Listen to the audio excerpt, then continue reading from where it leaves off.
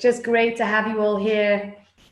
SHAINDY, JACOBSON, SIVAN, RAHAV-MEIR. We're going to introduce you shortly. I'd like to say hi to all those who I can see have joined us already. Brachot habaot to a very special Women's Farbengen honoring Gimmel Tammuz. Wow. Lots of emotions abound. So we're going to introduce our two speakers so that we can start the Farbengen, but we're going to first begin by saying the Rebbe's Perek Tehillim. I'd like to invite each woman to just open the Perek Tehillim of Kuf Yud Tet and to recite this Perek quietly with your own neshama, but all of us together, starting now. Thank you, Avi.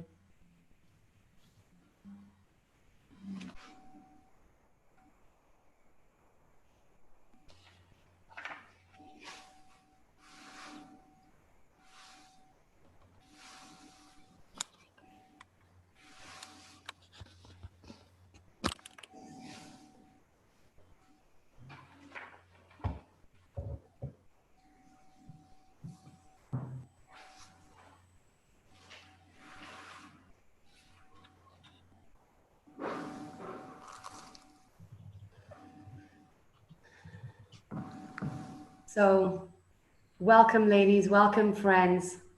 We're here tonight, we gathered on Gimmel Tammuz to honor and celebrate the Rebbe's life, the Rebbe's ideals, and to reflect upon and dedicate ourselves to the Rebbe's goals and missions. And it's really our honor tonight to have two incredible, very inspiring women who will lead this Farbengen. SHAINDY JACOBSON, who directs the Women's Study Program at the Raw Jewish Learning Institute, as well as the Rosh Chodesh Society, which is a chain of Rosh Chodesh study groups all over the world. And SIVAN RAHAV-MEIR, known as Israel's most popular media personality, and her Torah lectures reach thousands. And I'm sure we can talk about both of them forever and ever, but we are here now to bring the Rebbe into our lives and to come out invigorated, infused with inspiration. Thank you for joining us, and let's begin. Before SHAINDY and SIVAN begin, I wanted to invite everybody to just prepare a small l'chaim that we can make together at the end of the Farbengen, just to leave on a very sweet and high note. In addition, towards the end of the Farbengen, if any of you would like to send some questions to SHAINDY and SIVAN, if we have time, we'll try to put that in as well, all time permitting. And I invite SHAINDY and SIVAN to begin, but perhaps we'll just put out a thought to reflect upon, which perhaps will be our starting point. SHAINDY and SIVAN, I wanted to ask you, when was the first time the Rebbe came into your lives? Here you go. Wow. I think we will let the Rebbetzin begin, and the Israelis will speak afterwards. Really, the Israelis are the ones who need to go first. You are the ones who are holding up the world.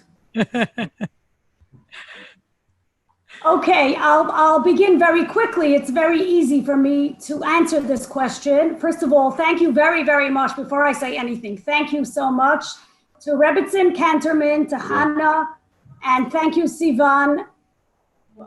It's my honor and pleasure to spend this special time with you and with all the illustrious women that have joined us and continue to join us. Thank you very, very much. It's really a very, very big zchut to be able to commemorate Gimmel Tammuz with the Nashim Tzidkarius in our holy land, in Eretz HaKdosha, and with everyone else around the world. So thank you so much for this opportunity. May this, before we even get on board with this Farbengen, may Mashiach come and we should all be reunited with our Rebbe, being that we're here commemorating 26 years. I can't even believe I'm saying that. Now back to our question. I was very, very fortunate through absolutely no deed of my own. I had it was nothing to do with me. I was very fortunate and lucky to have the great, great merit to be born into a family of Chabad Chassidim who were living at the time of my birth already in Crown Heights. And so I have to say that the Rebbe came into my life really at my birth, because everything that shaped me from that moment on was shaped by the Rebbe. Wow. So I was also fortunate to grow up in a completely secular family here in Israel with my beloved parents, a completely different direction and path. But I did think they taught me to ask good questions, and I wanted to get good answers. And at the age of 15, I first met someone who is religious. Now, I know it may sound weird for you, Shandy, abroad, but you can live in Israel, in the Jewish state, without even knowing someone who is dati, who is religious. I grew up in Herzliya, in the city of Herzliya, near Tel Aviv, very secular Ashkenazi environment. And when I was 15, I first met 3 religious girls. The magic was, they asked me to come for Shabbos. That's all they said in Hebrew, boy l'Shabbat, 2 words that changed my life completely. And the minute I entered that new world of Judaism, I remember I always used to take from the synagogue. I started, just sometimes driving, sometimes walking, sometimes I was like, getting in touch with all those Jewish new places. And I realized there's like a booklet you can take home with you, and it was called Sichat HaShavua. It's still every week. You can still read it. It's great. And I remember one sentence I read. I was 16 or 17. I remember one sentence I read back then, and it said, of course, obviously the Rebbe said it, Al tiyeh ohed, tiyeh sachkan, meaning don't be a fan, don't be a spectator, be a player, be active. It became like my slogan, okay? Because I decided I want to be an active, engaged Jew. So don't be a fan. Don't just sit there and tell yourself, just what's wrong and, no criticism. Actions. Go down there. You're part of the team. And being here tonight with that great team, my journey was long, but Baruch Hashem, that was the first thing I remember. The first quote I read, and it gave me a lot of strength and energy to continue that journey. So maybe it's the first message tonight, although just being here together, that's a huge message. But, if you want something short and simple, taking it with you from Gimmel Tammuz, don't be a fan, be a player. I think the women here are probably all players. Beautiful. So beautiful. Wow.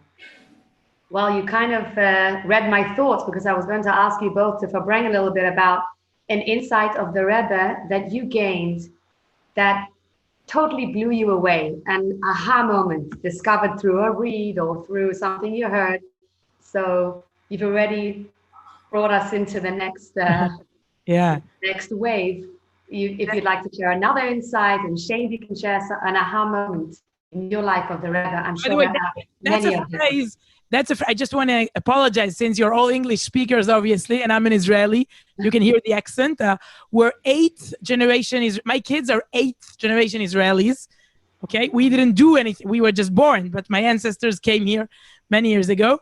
But that phrase, aha moment, I just learned it lately. We came back from the States. We lived there for 8 months of shlichut. We came back because of obviously the coronavirus, but aha moment is a very cool phrase. I just learned it there. So how lucky I am. No, you're cool. Yeah, you're definitely cool. Arranging such an evening, you're definitely cool, Hani. But I hear about your aha moment, and maybe Shandy, maybe can I add a thought?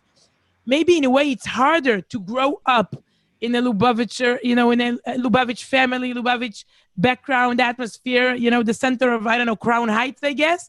Maybe it's harder because sometimes for us as Chozrim B'Tshuva, Ba'alei Tshuva, it's easier. We discover everything is fresh and new. So how can you find an aha moment when you are when you have such a yichus? Okay, so first of all, I have to say, we all have the same yichus. I promise. That's how we grew up. In our home, we grew up. This is what we were taught. God put everybody here on this earth. Every single person matters. Some people were born into one kind of place. Some people were born into another kind of place. And our home was always a very, very open home. The home I grew up in, we had literally hundreds, I would say thousands of guests that have gone through my parents' house, and Baruch Hashem, that's how we were raised. So all of us, our own homes. But what I want to say is that this is what our parents told us when we were very small. There will be all kinds of people in this home. Some will look like you, many will not look like you. I want you to know one thing and keep this in your mind forever. You are never better than somebody who comes here that knows less than you. The only thing, maybe you had the opportunity to study what they did not have. But that does not make you better in any way, shape, or form, because the Eibishter, God, Rebbeinu Shalom, put a piece of himself, a helek elokami mal mamish, a piece of himself. It's our neshama. Every person has the same beautiful neshama, and every person was put here on earth for a mission. So I want to share with you something that it was an aha moment for me, but it was an aha moment that I saw on paper, even though I knew it growing up my whole life. And this takes me back to 14 years ago. My father passed away, and my father had with him always a brown cardboard box. And in it were all kinds of papers and things. We never thought much about it. We never really knew what was in it. If he moved, that went with him. And after he passed away, we were looking through the box and we found incredible, amazing treasures. Now, these were not financial treasures. They were much, much greater. They had tremendous value. What was this? This was something that a chassid did simply for his own self. He never intended for anyone to see it or for anyone to publish it. And it was hundreds of pages of his own personal diaries that he had been writing since he was a young boy, still in what was then called Palestine, before 1948 even.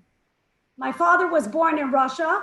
When he was a little boy of about 7, he was able, by a miracle, they were able to escape and they came to Palestine. And when he became 18 years old, he decided to ask the Lubavitcher Rebbe permission via writing if he can come study in the yeshiva in New York. And from that moment, a little bit before that moment, he kept all these diaries. Now we found them, we looked through them. I can't even begin to tell you what is in those papers. However, today, thank God, everyone who wants to see them can see them, because at the same time that it was close, shortly after his first YAHRZEIT, we were making the wedding of our daughter, the first child we were marrying off. And we decided, like all Jews, we get an idea and we decide we could put it together in 3 minutes, even though normally it takes 3 years. And we were able to put together a book. It's actually out in the store. It's called Portrait of a Chassid, and it includes all of his writings, which were all originally in Hebrew or Yiddish. We actually also hired a translator to help us, and it's out. It also has English translation. What I want to share with you was the aha moment I had the day we came across this particular writing in his handwriting, and this is what it said. He writes, I received a telegram. So he was 18 and he came to study in the United States. My father had 2 brothers who were older than him, and they remained in Israel. My father received a telegram from his father, and this is what he writes. I received a telegram from my father, and he says, a war in Israel has broken out. I think that you should come back and help us fight for the land. Your brother's blood is not cheaper than yours. But because you are a student in the Lubavitcher Yeshiva under the Rebbe, you must ask the Rebbe permission. So go in, tell the maskiras that you need to go in to see the Rebbe, and ask the Rebbe what you should do, that this is what your father says, but you're asking the Rebbe's advice. And he writes, so I took the telegram and I managed to go into the Rebbe. And I said this, I showed this to the Rebbe, and this is what the Rebbe said to me. The Rebbe said the following. He said, by Hashgacha Pratis, you find yourself right now in New York in a yeshiva studying. We all know that a war is fought on two fronts.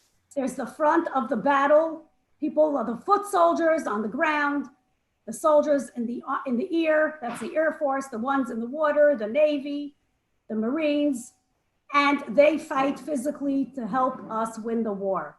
And then we have the other, it's the clergy, the people who sit and keep up the morale and study Torah. Even, the Rebbe said, even in the United States, lahavdil, the clergy are exempt from going to study. Any student of divinity is supposed to remain at their post in divinity. And so the Rebbe said, so by Hashgacha Pratis, your brothers are fighting physically. You are here in the yeshiva. Your post is to stay here.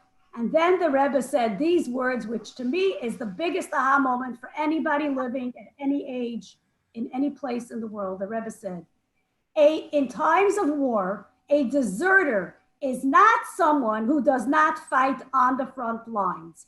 A deserter is someone who leaves his or her post. So by Hashgacha Pratis, your post is in the yeshiva, you should remain here. And that to me meant God puts each and every one of us somewhere. We have a post in the world, it's a mission. And we cannot be deserters. This is the message of the Rebbe. The Rebbe told us his whole life, and he made us into soldiers. And he said, wherever you belong, wherever you find yourself, you are a soldier. Do not deviate from that path. Instead, keep on forging ahead, regardless of where you find yourself. If you're a Rosh Yeshiva in a yeshiva, if you're a radio personality in the media, if you're a businesswoman, if you're a shlucha, wherever you are, that is the mission that we have to follow and to accomplish and to keep. Wow. Definitely an aha moment. Very, very interesting. And it helps us realize how those were, how important are the boys who are now at yeshivot, but also I think that was part of his special philosophy, respect and dignity toward everyone. I mean, respect and cherish those who fight right now in the IDF for us, but also respect those who learn Torah, as you said, the individual shlichut, but you should do it with a lot of devotion and in a serious way. By the way, when I think about, I will share my aha moment in a moment, but wait a minute, you met the Rebbe in person, right? I mean, maybe you're the only one here with us. We're more than 100 women together, but I don't know how many of us had that chance, were privileged to meet him in person. First of all, I'm jealous. I envy you. And second of all, what can you share and tell us about it? Don't worry, I will have my stories in a few minutes. Okay. Thank you. So first of all, again, it was just a zchus I had. I didn't do anything for it. And I feel that, as we go through life, we all have our mission. Yes, I was very, very, very lucky to have met the Rebbe many, many times, actually. Often personally, I had yechidut. I'll tell you about one in particular in a moment. And I had the great merit that when I was 12 years old, my family moved from one street in Crown Heights to another, and we moved into the home directly across the street from the Rebbe. And this was not done lightly. Wait a minute. Am I speaking with the Rebbe's neighbor right now?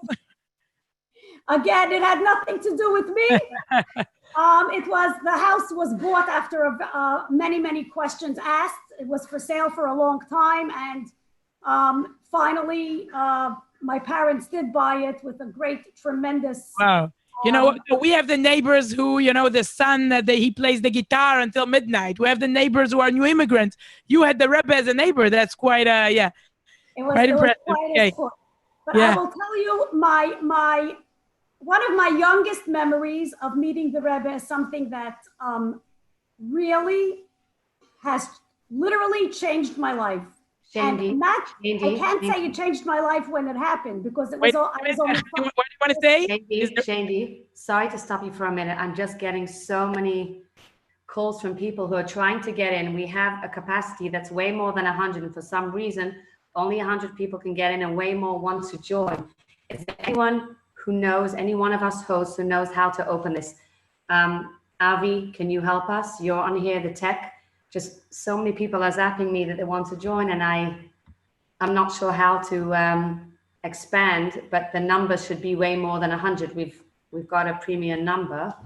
So if anyone, has an idea. Honey, I have a link of the live streaming now on Arutz Sheva. I just right. The question is, not everyone knows, but on this particular Zoom, we had a capacity for more than 100. So that's what I'm trying to share that link with others. I just typed it as a message here on the chat. You can share it with others. Those who want. If anyone can just share that link, I'd be so grateful.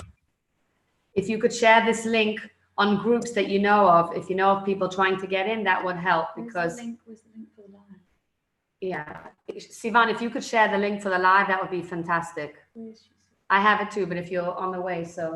Yeah, where do you want me to share it? Share it here so that anyone who's here. Look at the chat. I put it twice. Look at the chat. Okay, we've done our best. Sorry. I'll put it on the.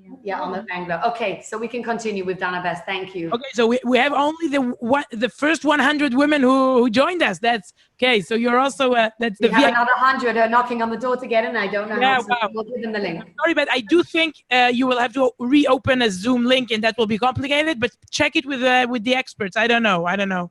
It's okay. Okay. Thank you.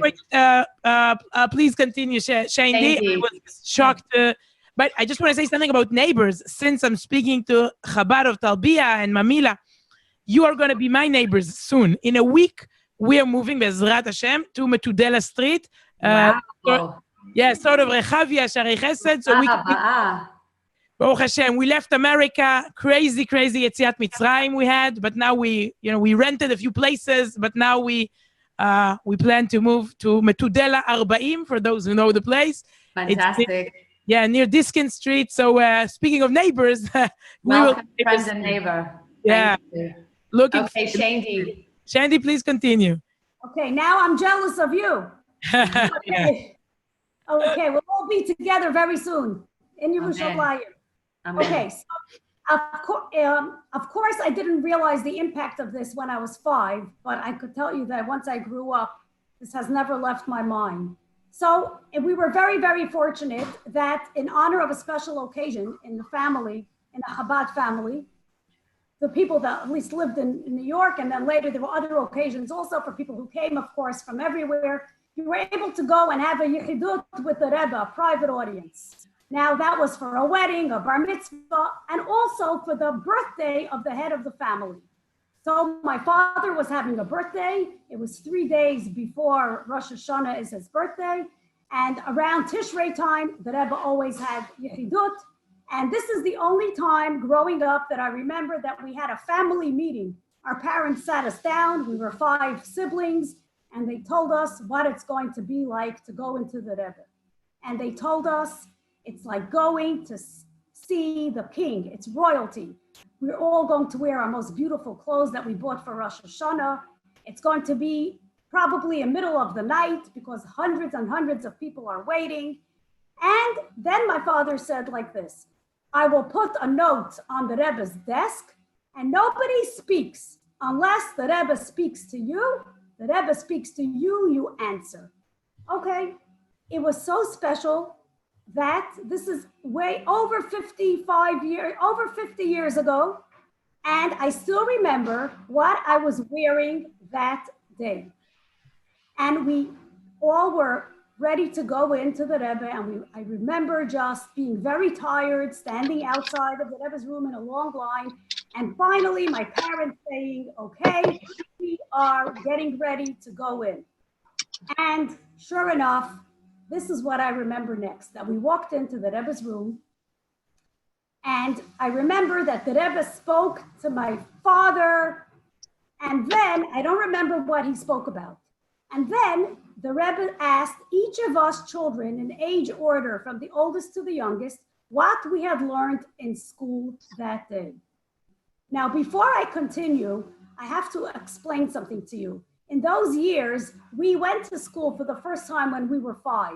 I know today my grandchildren, when they're 5, they're already going to school for 3 years.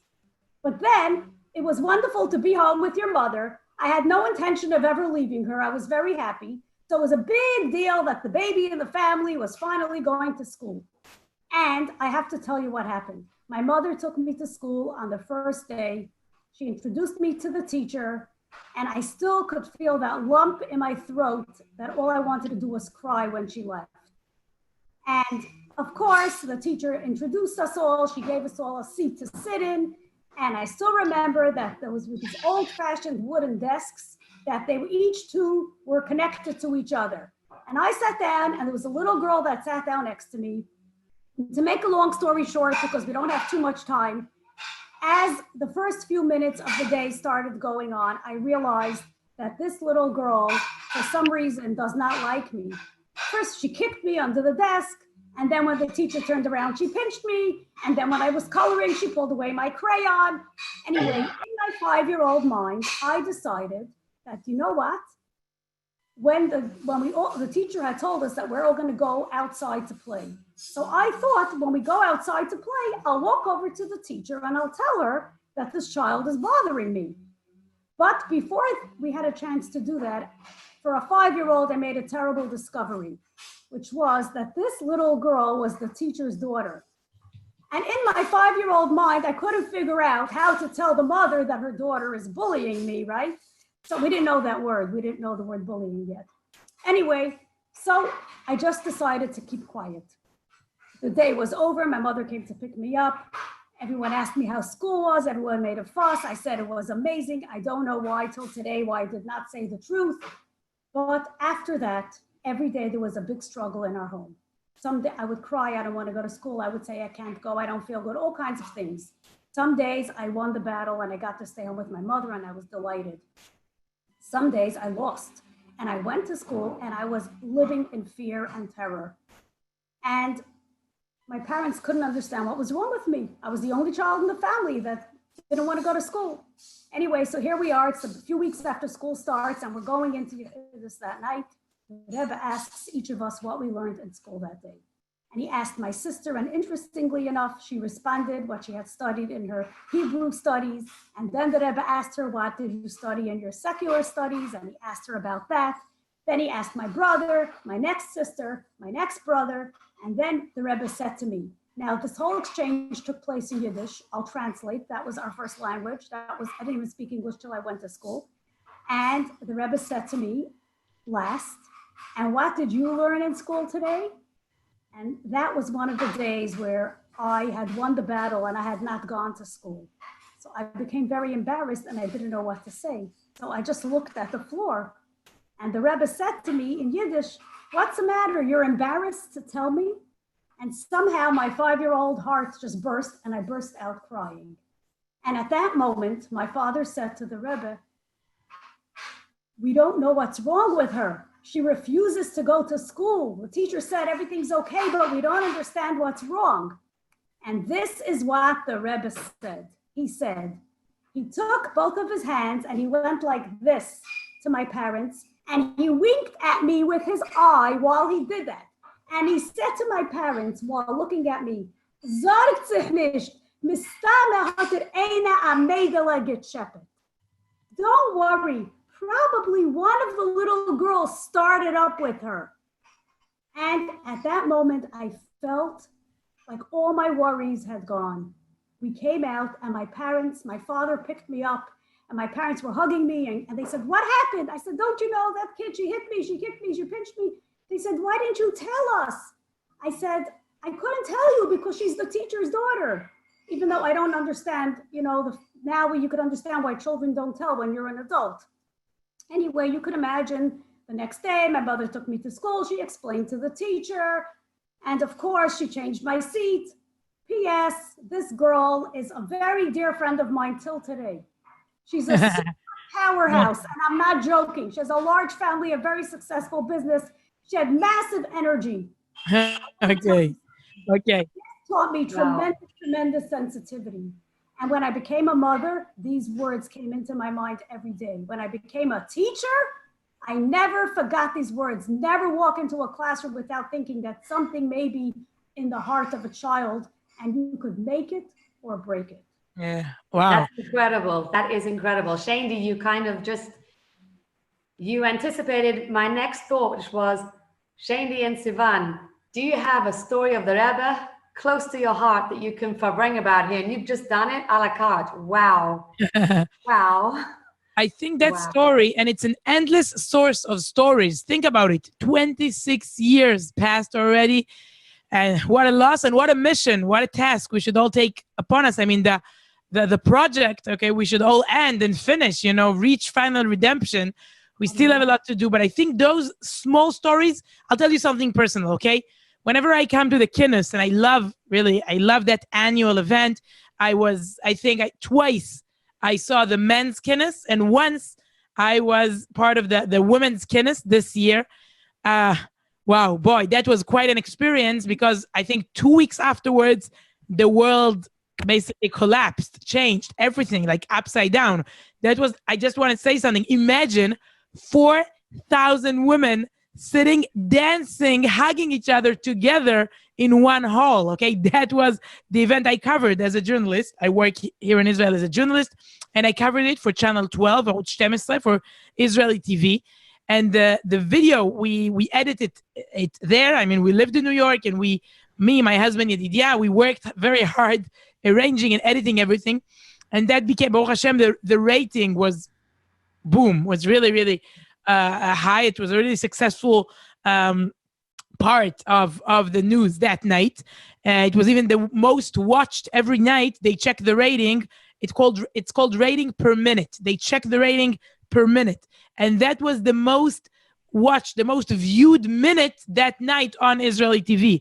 I think 600,000 people saw that piece. But it obviously proves how much people you're interested. It's not only Chabad, I think it's the Shluchot.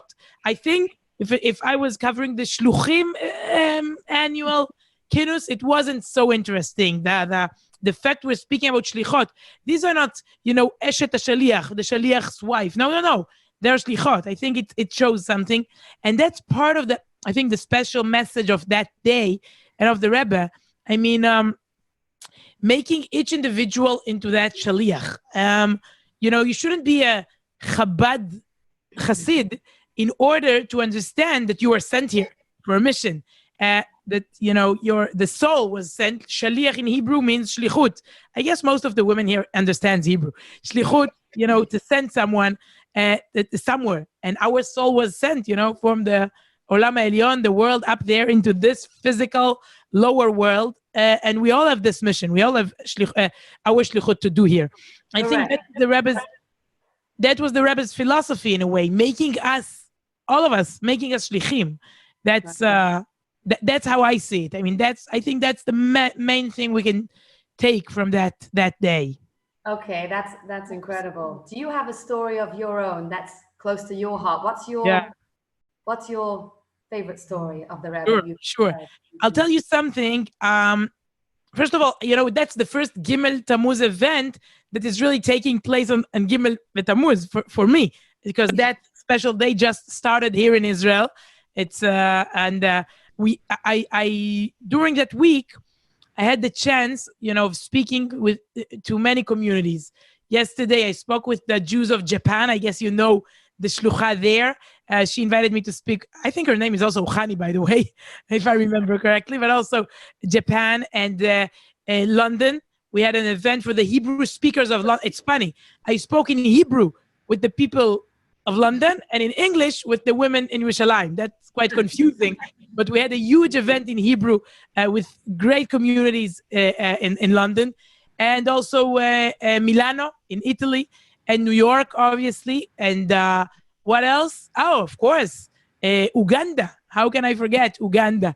and Thailand. Now, what was the top of the pops Rebbe story that you So heard? here's the story. That was just an introduction. But really seeing the whole world, it was only a preparation for the real event now, Gimmel Tammuz. And the story goes like this.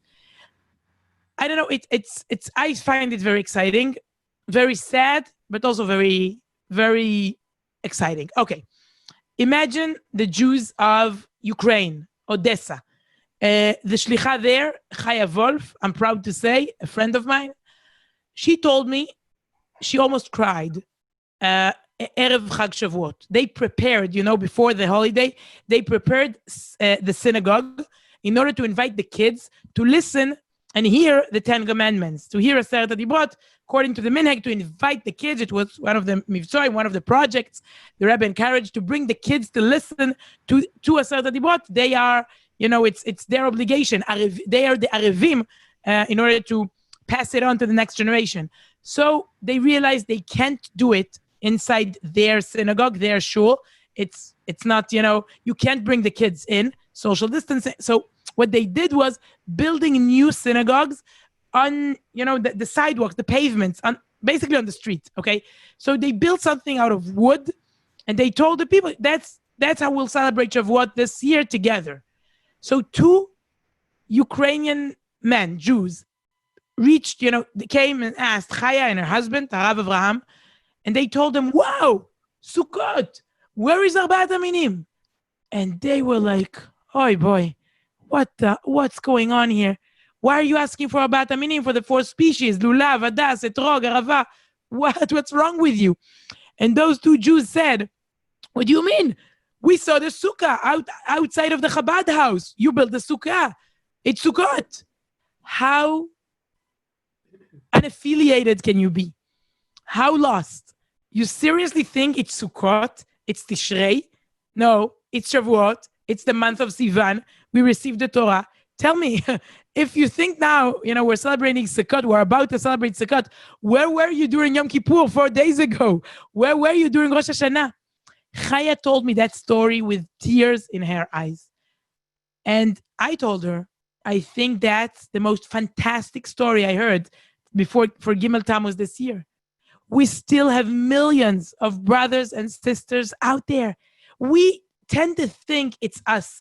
All those Zoom meetings, hundreds of Zoom shiurim and lectures and harzaot and events and Farbengen and all those events. So many, we sometimes forget we live in a bubble. It's a beautiful bubble. What you do there, Chabad of Talbiya, Mamila, it's a beautiful bubble.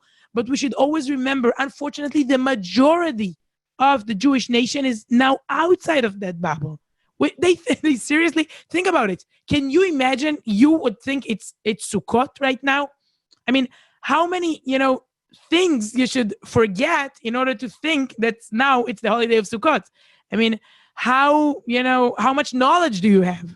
And incredible. I told her, listen, you see it as a negative story. She told me, I think about our shlichut, 30 years here, and they know nothing, and that's what they're asking us. And I told her, no.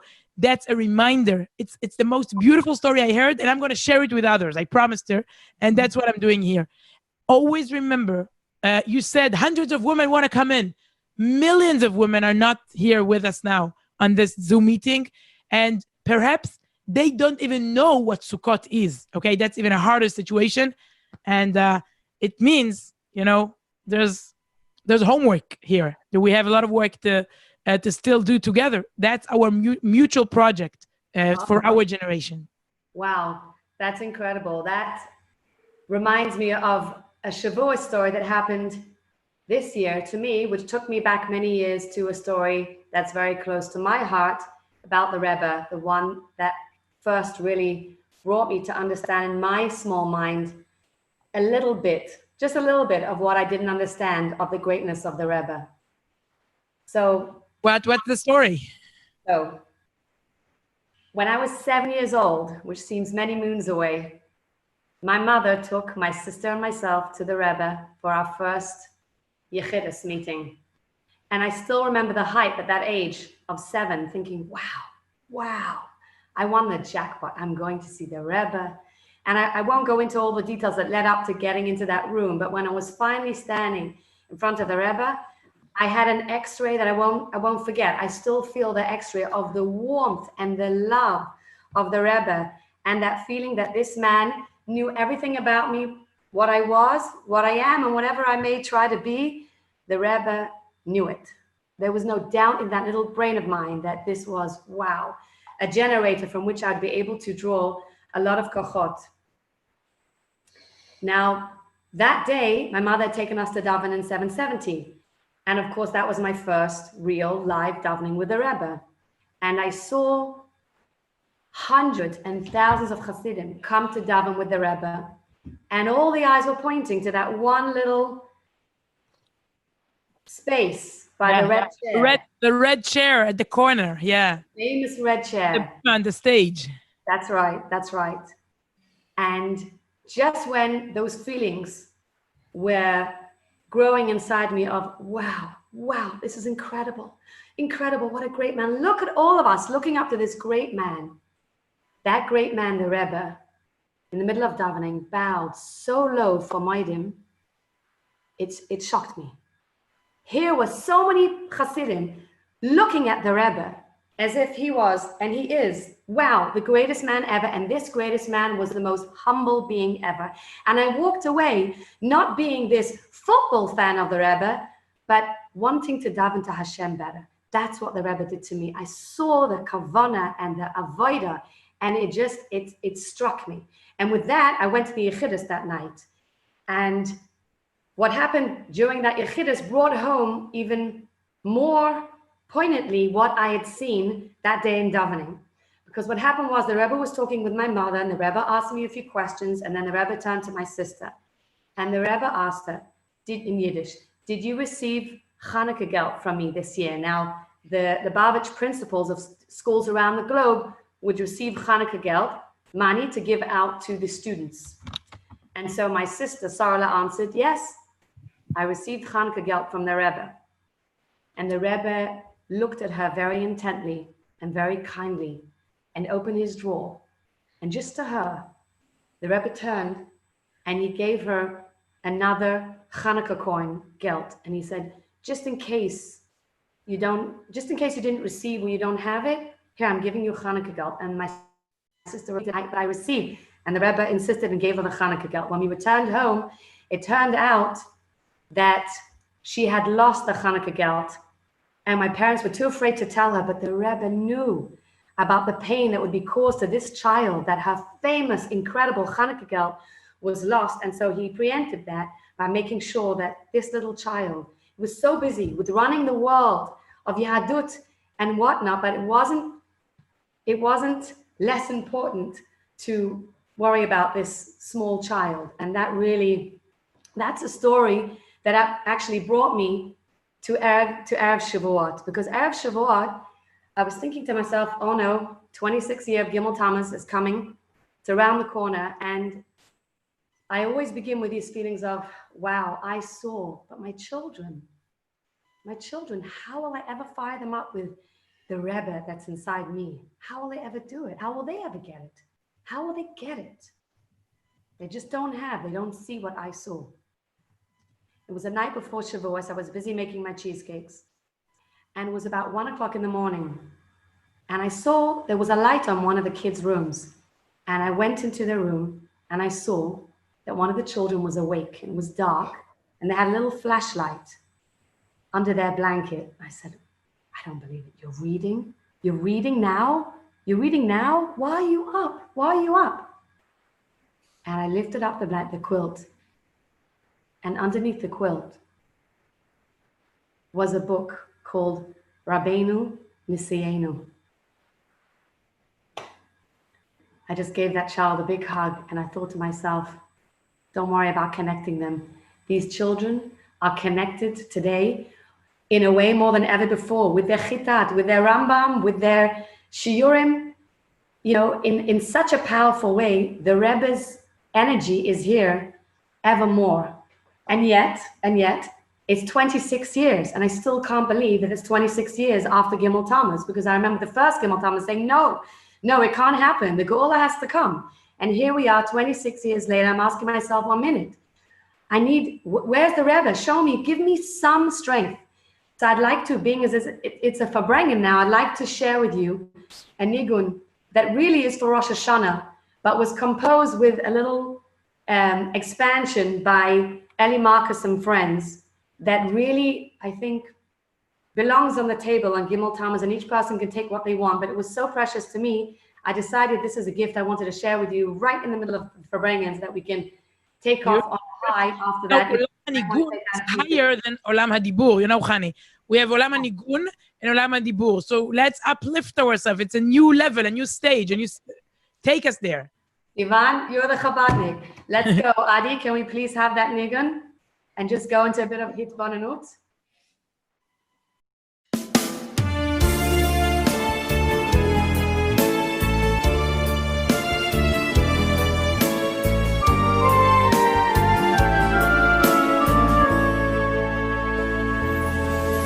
A story old, yet so new, breaks our heart, yet so true. A story of Hasidim traveling to Lubavitch, coming to the Rebbe to be with him once a year.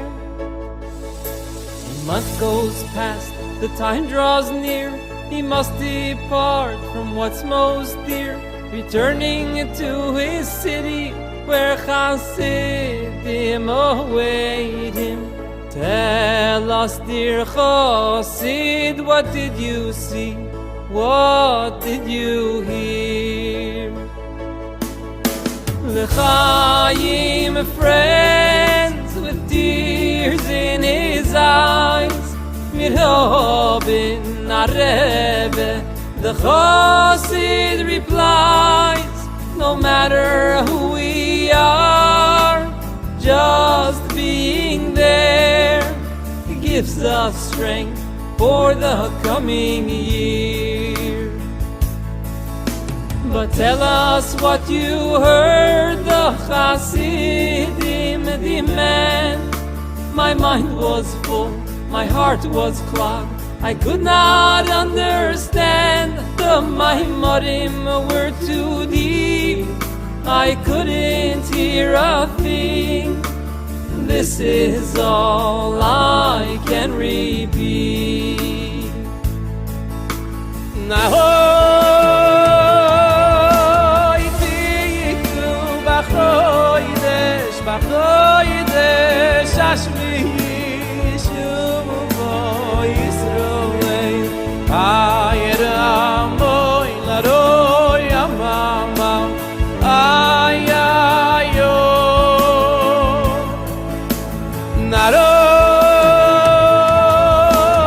tiku b'chodesh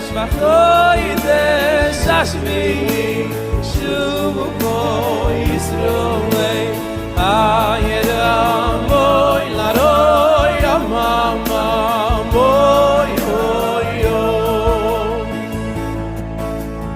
Times have passed, things have changed, but one thing still remains, the journey of Hasidim from far and from near, coming to the Rebbe to be with him once a year. A month goes past, the time draws near, he must depart from what's most dear, returning to his city where Hasidim await him.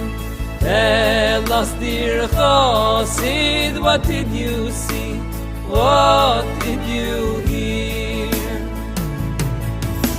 L'chaim, friends, with tears in his eyes, mirobin REBBE, just open up your eyes. No matter who we are, just being there gives us strength for the coming year. Although I did not see, although I did not hear, there is no doubt in my mind that Rebbe was there,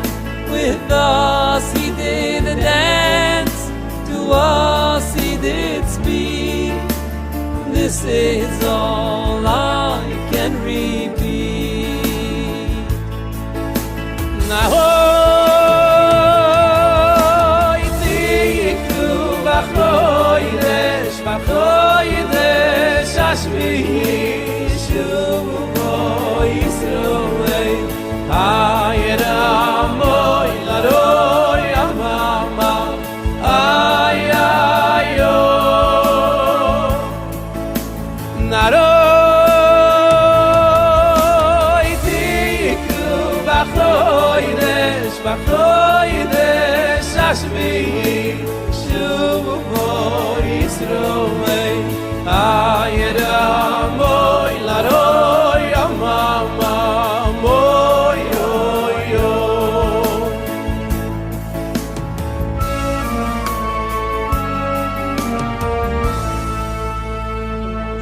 Thank you. Thank you. We needed to bring Nigun here because, as we know from the Alter Rebbe, music is the pen of the soul, and they can Farbengen in ways that we could never even find in our jargon. And I want the Rebbe to know that we came and we're here at this Farbengen and we want to see him. It's not enough.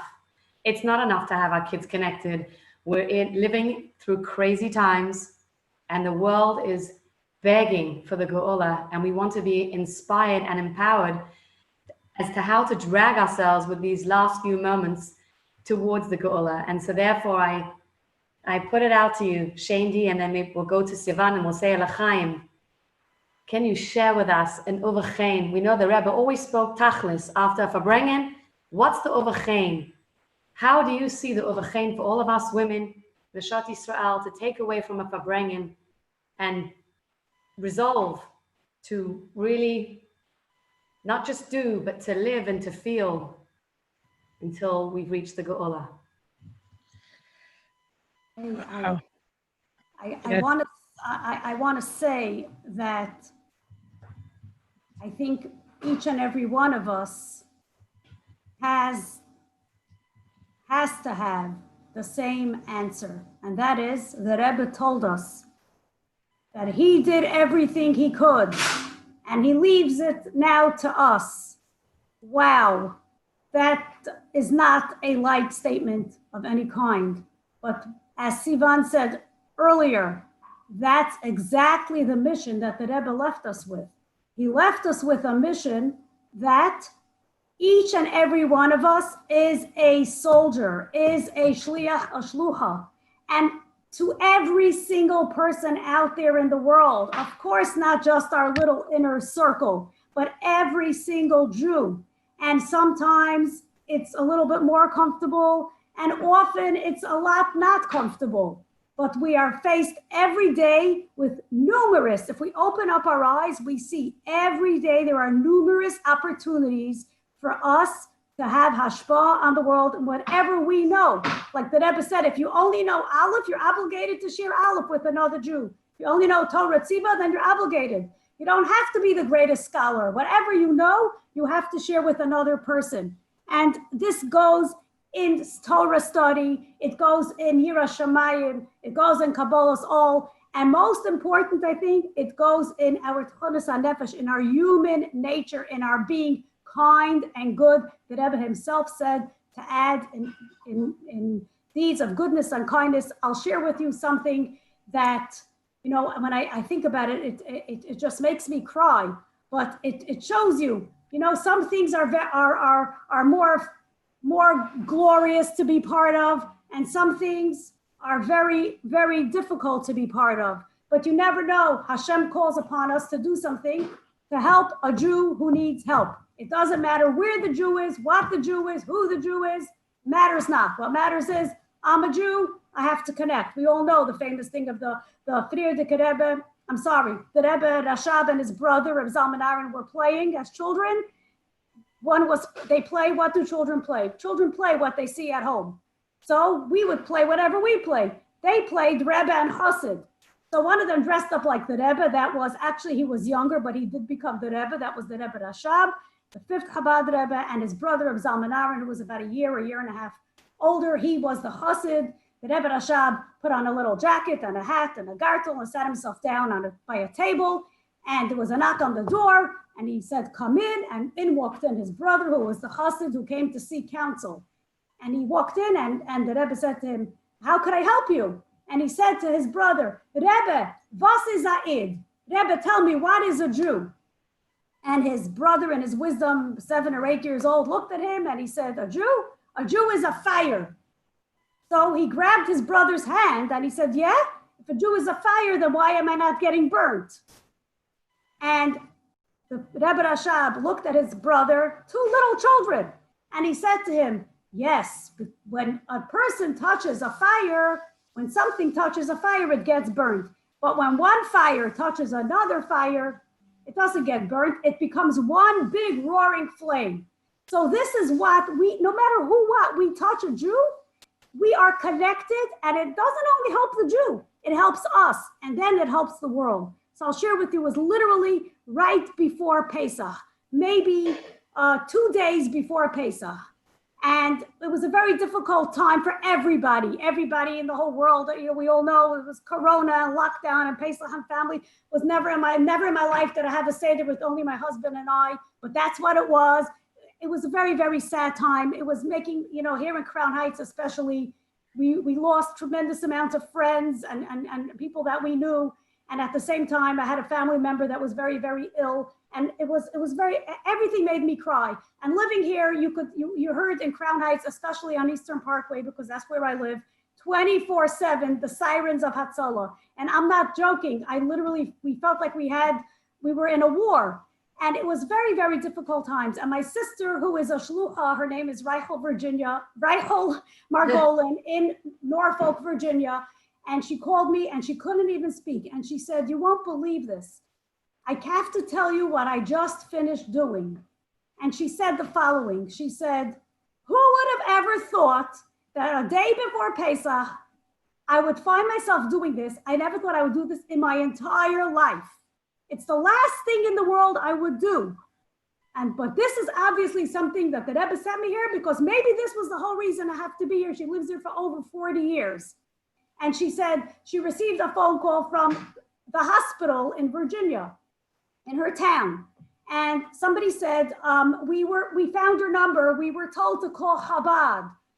There is a woman who has nobody in the world, no next of kin, and she passed away.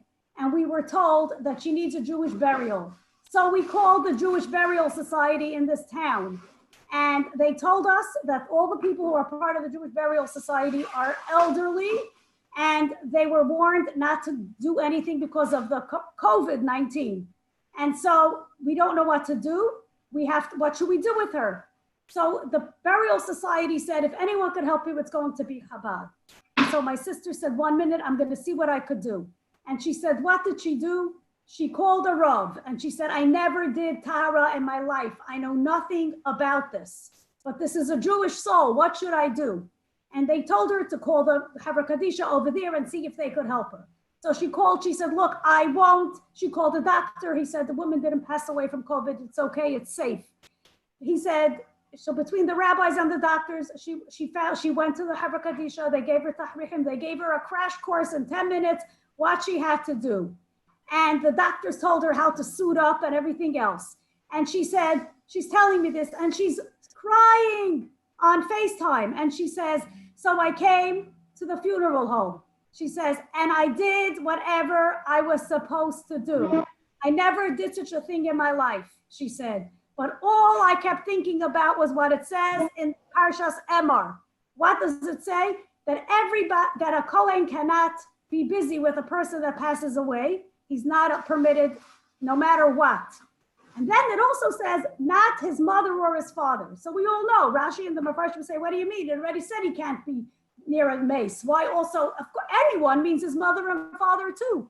So Rashi says, yes, because he's not allowed to bury his own mother or father. But if there is a mace mitzvah in the city, there's nobody to take care of a person who has no one, he is allowed to do it. And she said, if a Kohen Gadol could do this, certainly I could do it. And she said, and this is what really got me. This is what it means to be a soldier. She said, I finished the job.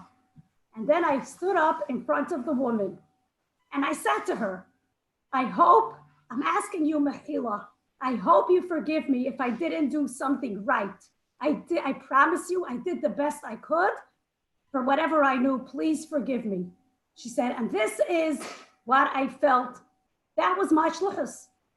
And I don't know if I could ever do such a thing again, but it made me realize, yes, there are all kinds of crazy things going on in the world, but we, the Jewish people, we are the people that have to keep this world the way it's supposed to be. We have to show that we care about every single individual.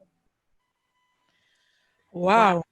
Wow. Sending you, first of all, hugs and a lot of support from Israel.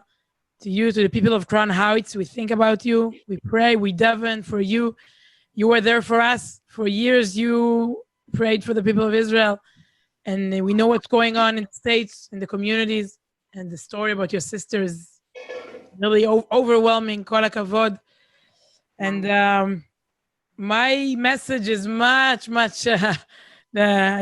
simple. And in a way, maybe it's you know how we say, I think it's in Yiddish, tachlis. Tachlis, it's in Yiddish, right? You know what it means. It's a Yiddishified Hebrew saying. Tachlis.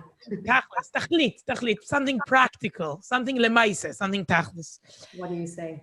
I want to share a challenge I faced. Almost 10 years ago, I covered the Supreme Court for the Israeli TV. And I covered 2 trials. Ehud Olmert's trial and Moshe Katzav's trial. I won't elaborate. I won't go into details. Don't worry. It's Gimmel Tammuz. But those 2 gentlemen ended up in jail. Ehud Olmert was Israel's prime minister. Moshe Katzav was Israel's president. And they both really, at the end of the day, were accused like 2 different, if you want to really talk about it philosophically, I had some time to think, philosophically, I think those are the 2 basic sins, okay? If you look at the details, the 2 things they did, 2 basic sins. And then I started thinking about that word manhig, a leader, manhig in Hebrew. They were leaders, right? Think about it. Just, the security, the secretaries, the red carpets, the cars, the vehicles, everything was very, no, that wasn't manhigut. A manhig is someone who can lehanhig himself. A leader is someone that first of all controls and leads his personality. If you can control, your acts, your deeds, what you do, the way you treat money or the way you treat women, those were the 2 issues there. You're not such a manhig. And for me, it was quite a crisis. Seriously, I was younger and I had little kids. We have 5 kids, Baruch Hashem, my husband, Yedidia, and I, 5 kids. But they were little and they were asking me, Mommy, what did you do when you go to work today? When I came back, what did you do today? And I was like, I don't know, listening to the investigations and the victims, it wasn't so pleasant. And I started thinking about my shlichut. I changed the topics, the content of what I do as a journalist. But I also decided to do something really, really small. And that's the tachlis advice, the tachlis tip I want to give you. I decided I want to learn something daily. A daily 5 minutes. Learn something daily. And I always read, when you read the igrot, the letters the Rebbe wrote, he says, Shloshet HaShiurim. I don't know if you're all familiar with it, but it's quite simple. It's called chitas, chet taf taf, chitat. Chumash, Tehillim, Vetanya. And I said to myself, maybe that's the daily thing I should, maybe that's my Kabbalah. Before I go to the court, to listen to, once again, to all those details and investigations with those, as I said, leaders, I see a different leader, lehavdil, or you can't say lehavdil when we're speaking about Jews, but you understand the difference. Here's another. It's not a political leader. It's a spiritual leader, much more influential at the end of the day. We discuss politics too much, okay? The leaders are not only political leaders, with all due respect. And I see it's like his recommendation. At the end of every letter, he writes, I'm sure you learned the 3 shiurim yomiyim, the 3 daily shiurim.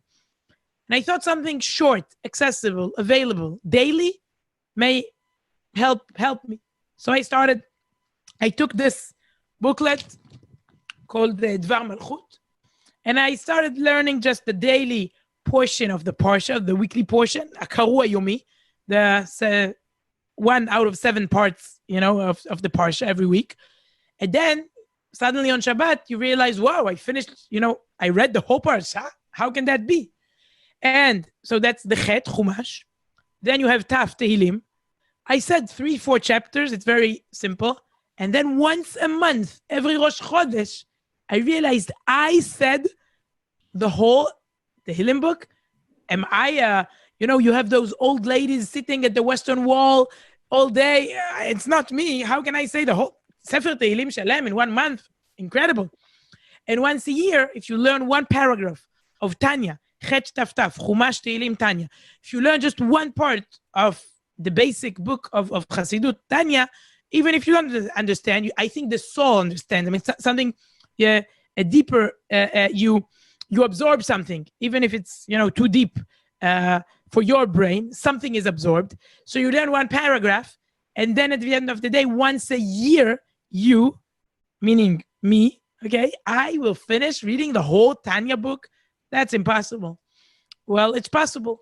And I think a daily it shouldn't, it doesn't have to be the same thing. Don't copy paste the content. You can choose. It depends on, who you are and what you want, but that's my recommendation. Anyway, choosing something daily can change your life completely. The next day, I don't like all those miracles. I know there are so many miracles and stories.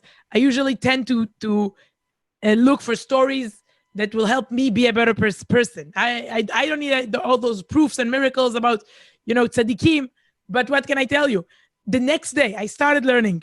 The next day, I got the most exclusive interview ever.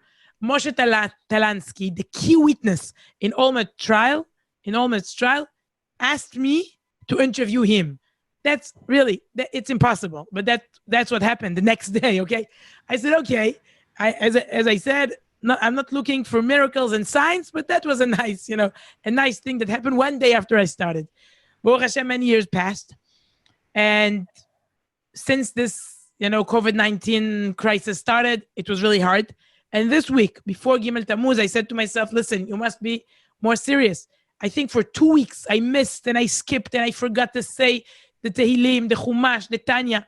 So I had my own project of, learning everything and saying everything before, like today. Baruch Hashem, now, no chavot, okay? Nothing I should, nothing from the past that I didn't learn or say. And I truly want to ask all the really incredible women that are here with us tonight to think about a daily, tachlis, practical thing they can learn. Since, changing the world, and you said beautiful things, Shandy, about being a fire and being a fighter at the beginning of the conversation. All the stories we share are great, but maybe they're too great. And the best thing, a Jewish woman can maybe do today is to decide about something very small and simple. It won't change your life in a minute, but I think at the end of the day, it will change and improve your life and the whole world, Bezrat Hashem. So Amen. that's my tachlis tip. Wow, thank you so much, Sivan. So we have this overchain of taking a little tachlis that we can actually do b'maaseh, and we also have the message that we were given just now of you gotta do what you have to do, even if it's not within your comfort zone. And I think never has that message been more pertinent than in the times that we are living now during COVID, which is at the moment still on the rampage. There are people who are isolated. There are people who are alone, maybe on your street. Let's open our eyes, and while we're putting on our masks, let's think about other people around us and check on them, give them a call, see how they are. That's exactly what the Rebbe would say to us. So we have that fire and that doing what you have to do, and the marching order of the Rebbe, which is, yes, we have to learn and we have to do achitat and tachlis, but the Avas Yisrael is like the overall crowning glory. That fire to keep us going comes through feeling echad, uniting with each other, connecting with each other, which is what we just did today. And may we continue to do so. Let's be mitva'ed, let's connect more often and use the technology that the Rebbe always spoke about for good things and for Yahadut and for being with each other and getting people out of isolation and coming home to the Rebbe. As one of my children turned to me today and said, Mommy, Ayom Gimmel Tammuz, ha'erev, And then he said to me, Rabbi, Magia Habaita, is the Rebbe coming home? Oh, I just love that kid. I love all of them. But this kid just churns it out straight to the point. And I listened to that and it kind of electrified me for a minute. He looked at me and he said, is the Rebbe coming home? And I said to him, Chamud, we are coming home to the Rebbe. We're getting closer to the Rebbe. Anachnu mitkashrim yoter LaRebbe. We're getting close to the Rebbe. We are coming home. Are we on the, do we have our GPS working on the route to the Rebbe? Why are we 26 years after Gimmel Tammuz? And I'm telling you, when we come home to the Rebbe's on the way to meet us. All Am Yisrael want to unite with each other in Harabi. And we all need to, first of all, we have to make a prayer here that all the Choli Yisrael get better and have a refuah shlema karaiva. And then we have to come home to the Rebbe. We're going to make a l'chaim to all of Am Yisrael and especially the people who need it most now.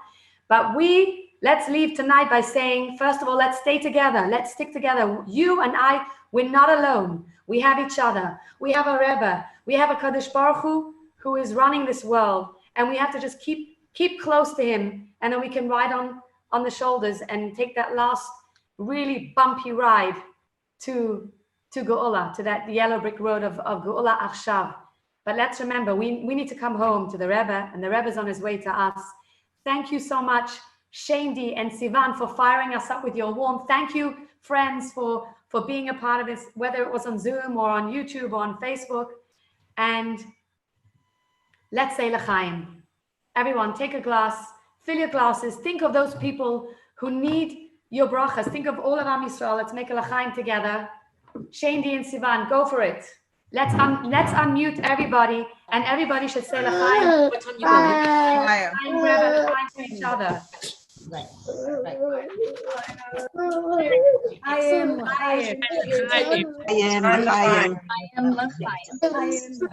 everybody.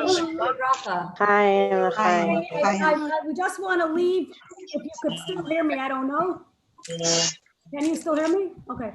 Okay, I want to leave with not leave. I want to say goodbye.